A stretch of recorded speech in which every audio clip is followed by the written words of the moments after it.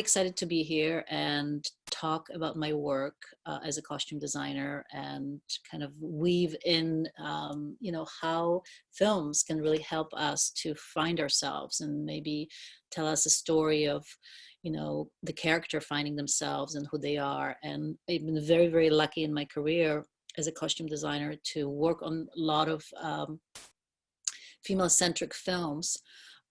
Starting with Clueless, it was one of my first films as a costume designer, kind of a union movie. I got to meet the director on a pilot. The pilot didn't get picked up, and we created, really just connected incredibly. And when she wrote Clueless, she asked me to do it. So, I've been a costume designer for 25 years. It was not something that I set out to be as a young girl. I wanted to be a fashion designer. I loved, dressing all my dolls and drawing costumes for my paper dolls and, creating collections for them. So that's really was my path. That I thought that was my path, being a fashion designer. I went to fashion schools all over Europe, and I came to New York, went to school there. And I ended up in Los Angeles. And when I was in school here, some of my friends were in film schools and UCLA, USC film schools, and they were doing their little projects, film projects. And they said, "Hey, you in fashion, can you help us, on the little project that we're doing? We just need some clothes." And that was my introduction to costume design. And I have to tell you, I just caught the bug. I loved it so much. It was really more than just fashion. It was really diving into the psychology of the characters, reading the script, finding out what the story is, and being able to create the costumes to reflect the character's journey. And that's what really costume design is really finding, really deeply, on a deep level, by discussions with the director and the production designer, who are these people in this script,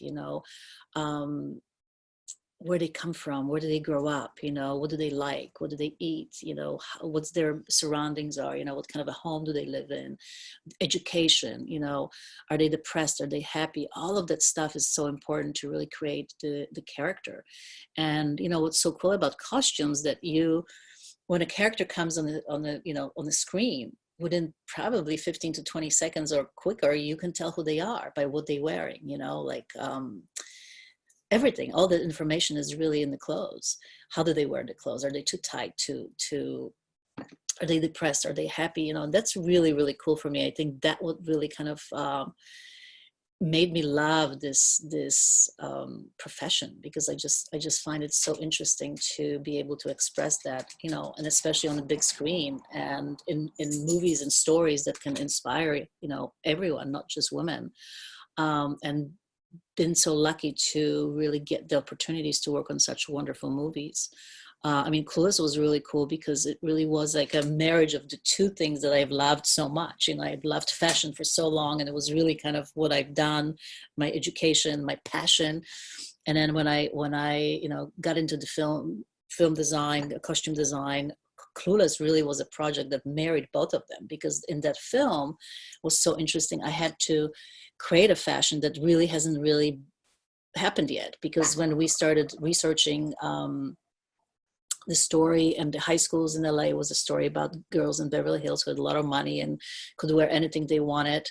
We found that on the ground, everybody was wearing grunge. It was all grunge clothes, big baggy pants, and baggy t-shirts. You couldn't really even see if the girls are boys are girls. It was a, very unisex, and it was kind of a Kurt Cobain reigned at the time, music wise.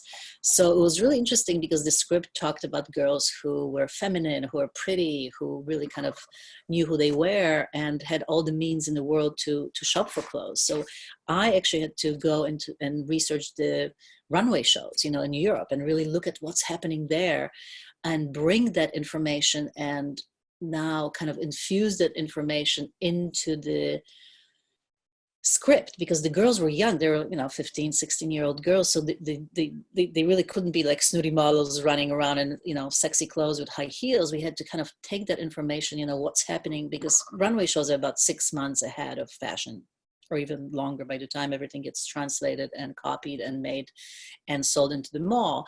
So that really gave me the cues what to create and what fashion to create. And it was really fun because, Cher was kind of the queen of the school. She wore the famous yellow plaid suit, and that was really cool. We were able to kind of create the fashion, also bring it back to, like a school uniform, high school, Catholic girls school uniform. But then what would Cher do with that? And she took it to a level which is Dolce & Gabbana yellow suit. And it's interesting how you also create costumes. It's not something that you just say, oh, wear this yellow suit. It really is a very interesting process, because you take where the scene is happening. It's the first day of school. She's in a quad, so there's going to be a lot of people crossing. There's a lot of, because it's happening in California, a lot of greenery. So we wanted something that'll pop. We tried a blue suit, and it was beautiful on Alicia, with her blonde hair, but just didn't have the pop. We had a red one. It just felt a little bit too much like trying too hard, and maybe too Christmassy in a way. And then when she put the yellow one on, it was just that moment, which I love in the fittings, when it's like, you almost get a goosebumps on your skin, because it's just this perfect thing. Me and Emmy Heckerling, the director, and everybody, we were just like, wow, this is it. This is the, energy of yellow is so beautiful. It's like a sunshine. She's the queen of the school. She's going to pop in an environment. And yellow plaid is almost synonymous with Clueless and that movie, which is so cool, 25 years later, to happen and influence, fashion. And when you really think of 90s, that's probably the first thing that pops up on a Google search.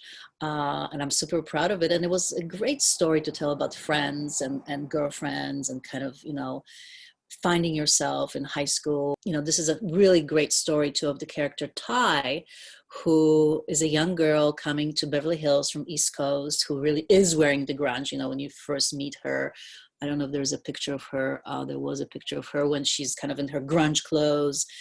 And it was great working with the late actress Brittany Murphy, because she was already very young, 17, but had super incredible instinct about acting and kind of how to present the character. She said, no, Mona, let's make it more baggy, make me kind of ugly. I want to really have this transformation. I want the audiences to see the change in her, so when we meet her, she's kind of has a real, bad hair and baggy pants, and extremely baggy, everything, kind of the ugly duckling in the, very beautiful Beverly Hills high school, where everybody is, dressed to the nines in the latest fashions. And then to the film, she gets taken by Cher under her wing, and becomes kind of mini me Cher, trying to find herself, who she is, trying to fit in with everybody. I love that scene that we have a picture here of, her at the party, where she, is trying to fit in. She feels really uncomfortable, and so much fun to use clothes and costumes, for the actors, to give them something to do. So she takes the shirt and she wraps around her waist, around her head. She doesn't really know what to do. It's very fidgety. And it was really, again, playing with the actor, kind of giving them a prop in a sense. And through the film, it's really interesting. She's really learning about herself, who she is, and who her friends are. And, I love when you go all the way to the end and you see here a picture of her when she's now really found herself, through all these experiences. She's back to almost the beginning. She's a little bit of a tomboy. She has the t-shirt. She's now dating Travis, who's the skateboarder. So it's kind of, it kind of fits her world in a way. So it's a mirror image from the beginning, but now it's empowered. It's very self-assured. You can see her that now she really grown into herself. And it's such a great story, I think, of a young girl, because you can look at that and go, okay, this is me, and how do we really go on the journey, the self-discovery journey. And I love what Holly is doing, because it's really talking about, finding your own self-confidence. What is confidence? If you can really look at this picture right now, it's here she is, kind of lost, coming into this new world, and then, trying to be someone that maybe she's not, and in the end finding who she is, and it's really more of the true self. I think it's really kind of knowing at that moment who you are. You kind of I mean, I love when in the film she, you know, at some point when she's really finding herself, she says to Sherry, you know, you're a virgin who can't drive. I mean, it's you know, it's the script is so wonderful. You know, I think it really is based on you know, original on Emma, um, and it was an adaptation by Amy Heckerling. So you know, it's wonderful to have the opportunities. These, I think, as a costume designer, to tell these stories, especially because the viewers are young girls, and you know, they can find themselves in the characters. And as a costume designer too, it's really important. What I said about Clueless is, you know, you have to make the characters authentic. Like if I just put the fashions from the runways on the Clueless characters, on, you know, on the actors, you wouldn't really feel who they are, you know. So I have to find it more depth, you know. Dion was more funky, Cher was kind of the prissy girls, and then we had Ty, you know, and how do they kind of connect it together. And you know, Never Been Kissed, the next movie I'll be talking about, it's such a great story, and you know, wonderful project to work with Drew Barrymore, which now we have worked together, you know, for also over 25 years. She has, you know, now become a producer, and you know, really incredible person. I think a really great woman in the industry, in our film industry, you know, that empowers young girls, because I think she herself, you know, came from very turbulent childhood, and you know, growing up in the industry, and she really has become a mom, and now she has a talk show where she can really help a lot of people to, you know, express kind of her effervescent energy about life, because it's really important, I think, to really find, you know, we all going to have hard times in life, and how do we really find our confidence and hope? I think it's really important too, you know. And I think Drew really gives all of us hope in a way that she came through a lot and really became, you know, a mogul in the industry, and an example for young women. And this was one of her first movies that she produced with her company Flower Films. And I got a lovely letter from her on a, you know, beautiful um, uh, paper that was blue, and there was, you know, she loves marigolds and flowers, so there were pressed flowers in it, and she, you know, asked me if I could do the film with her. And it was really a great honor, because I think this was one of really beautiful scripts that I've read about a young woman, you know, who, when you meet her in the script, she's just kind of lost, you know, she's kind of the ugly duckling, and, you know, she's pushed around, she's smart, she works at the newspaper, but, you know, nobody really listens to her, there's no hope. Will she ever find love? And she gets this assignment to go into a high school undercover, you know, to kind of write an article about the popular kids, but she never was popular herself. So it was very interesting how, you know, she has to go, and can we go back to the previous page, please? You know, you see her going into the high school. So first you meet her in really horrible, ugly clothes. You know, it's like a culotte pants and a very kind of mauve outfit, you know, with her hair just kind of non-color, as we called it. It wasn't blonde, it was mousy gray brown in a way. And then she has to dress up what she thinks it's cool. So this was really fun outfit actually to create with Drew, because it was like so ridiculous in a way to go to high school in the, you know, feather boa outfit with this giant lemon purse, you know.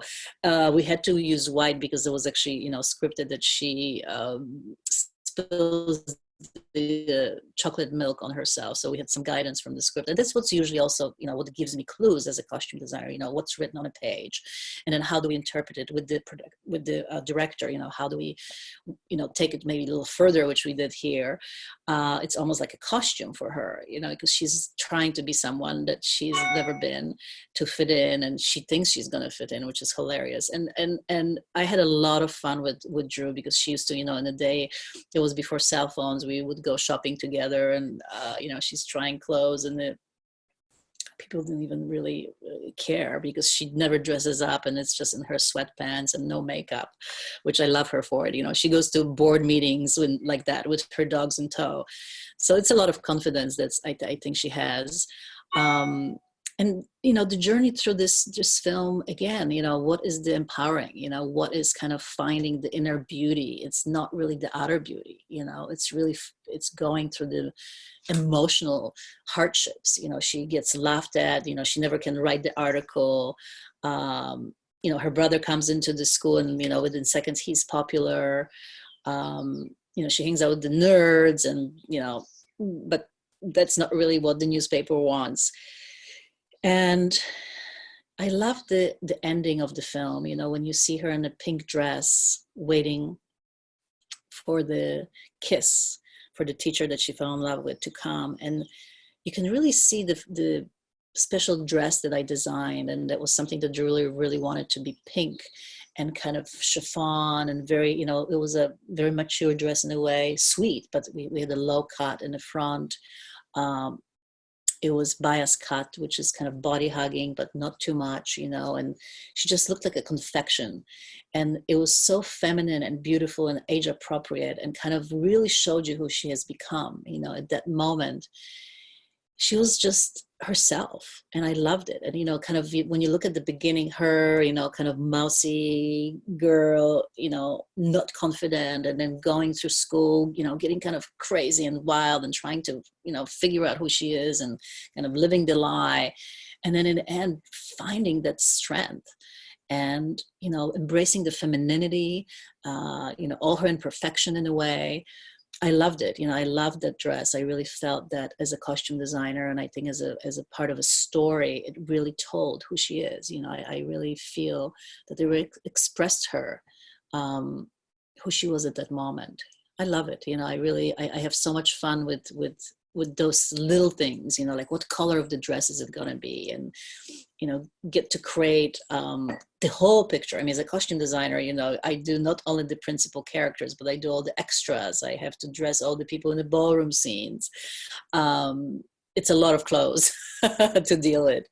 And another great film that I love, that it's beloved too, and there's so many always costumes on Halloween for Romeo and Michelle High School Reunion.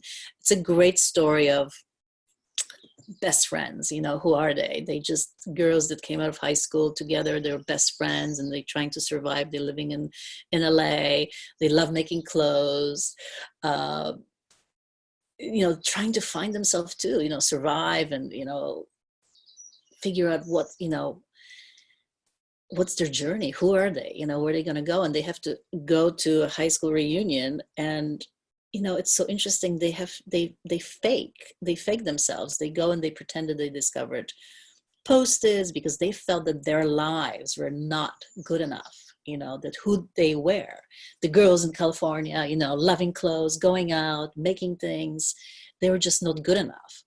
And it's such an interesting film, I think, because they go to the high school reunion, they wear their suits, you can see it, on the way there. I love that scene where they get the, businesswoman lunch, which is so fun.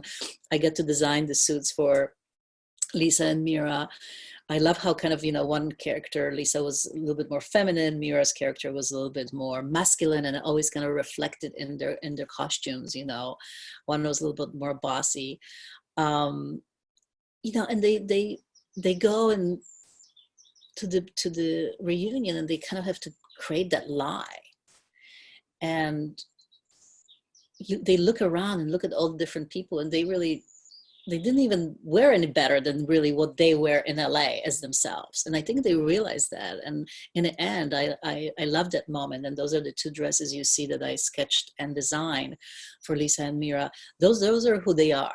This is the dresses that represents them. They've made them, represents their characters. So Lisa is much more feminine and pretty and pink with the boa on the bottom, and of course everything was bedazzled, the purse and the shoes and, her little necklace as well. And then Mira was in her little blue steel kind of silver dress that was more masculine. And it was such a proud moment. I think they just finally said, you know what? Forget it. We are great. Our lives are fun.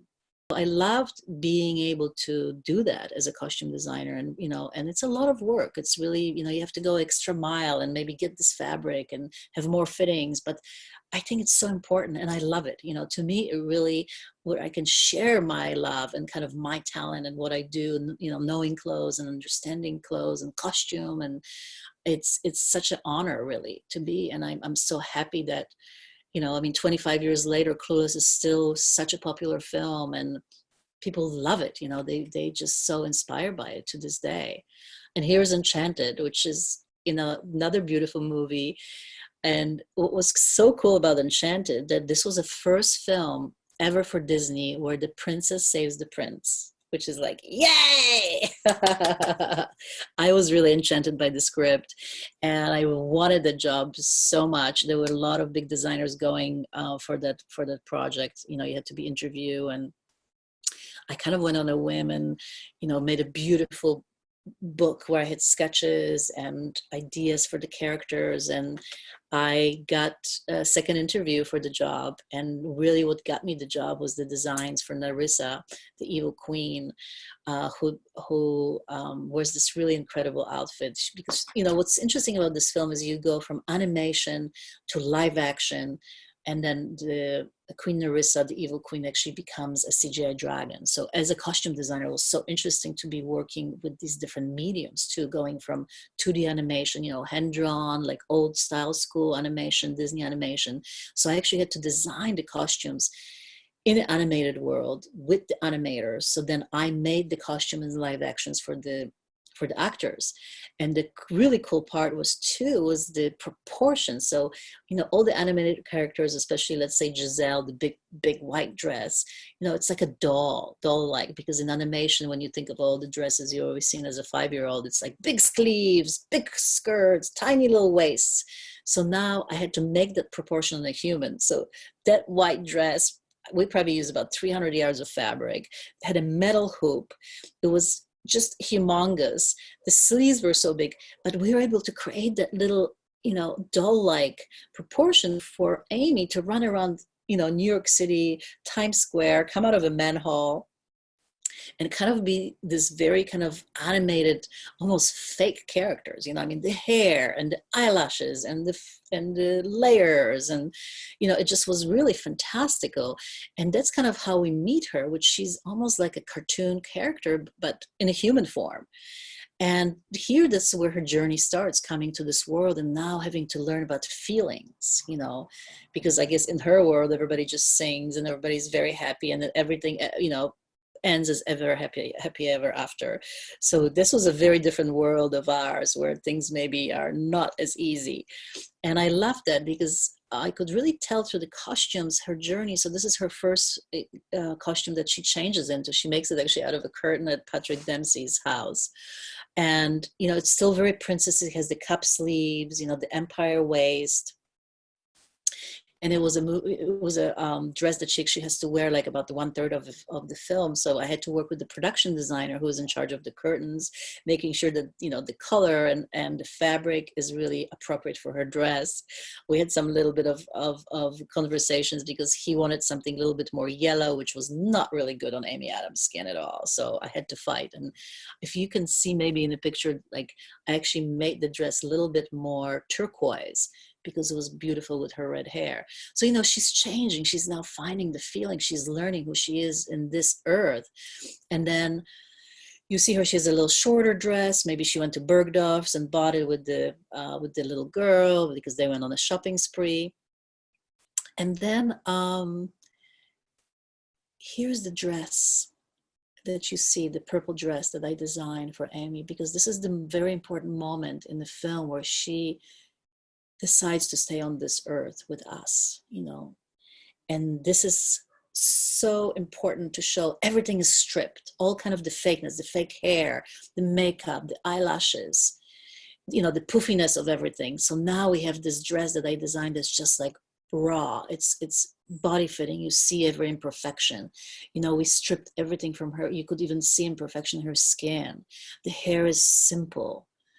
So this is now kind of her self of just showing who she is completely. This is me. There's, you know, I understand. I am kind of open myself completely up. You know, there's everything that maybe I had the layers now are gone. And I loved that dress so much. It was, you know, we had a lot of conversation. What color would it be? We were thinking, you know, I mean, black is so chic, but it's too black, you know, red is just not right. And, you know, the kind of lavender purple just felt very royal because she was still with her prince. And it just kind of felt also very friendly. And it was really fun designing the dress too, because she was dancing with Patrick Dempsey. And I looked at old movies, you know, Gene Kelly, and how they twirled. So the bottom of the dress has many, many layers of chiffon. So if it opens like in a tulip. And, you know, again, it's a journey of this woman who just came to this world really not knowing herself. You know, she kind of came from a world that you didn't have feelings. And she learned about feelings. She learned about herself. She learned what she liked, you know, who she is. She could choose this dress for herself.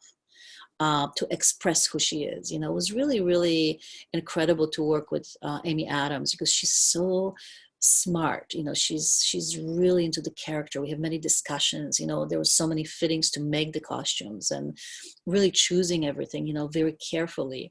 You know, I love that. I love when actors get involved, because it's really, you know, it's their journey too. I mean, they have to express it. So I have to support it as a costume designer, you know.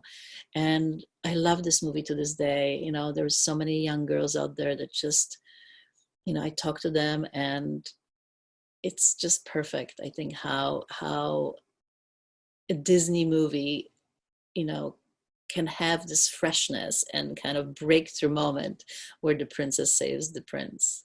I love that. And here's House Bunny, which I hope you guys have seen it. If you haven't, you need to see it. It's a just hilarious movie with Anna Faris, who is just a brilliant comedian. She is also in a show called Mom, so you probably have seen her on TV. But this was such a great opportunity because, again, female-centric film. Why, you know, I mean, I just love those stories. Story about this young woman who is a Playboy bunny who gets kicked out of a Playboy mansion.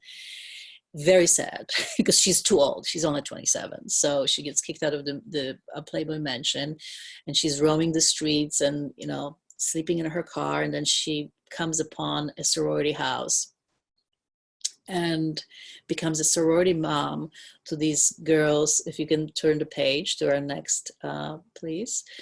To these girls who are kind of, you know, homely. They have a sorority house that nobody wants to join. You know, they're going to lose the house. You can see them on the, you know, on the picture, you know, they just dressing horribly. And this is such a great film to really show you a transformation, because, you know, they all are, each of them are individual characters. We kind of have a girl who's a little bit more punky. We have kind of the farm girl. We have, you know, smart girl played by Emma Stone.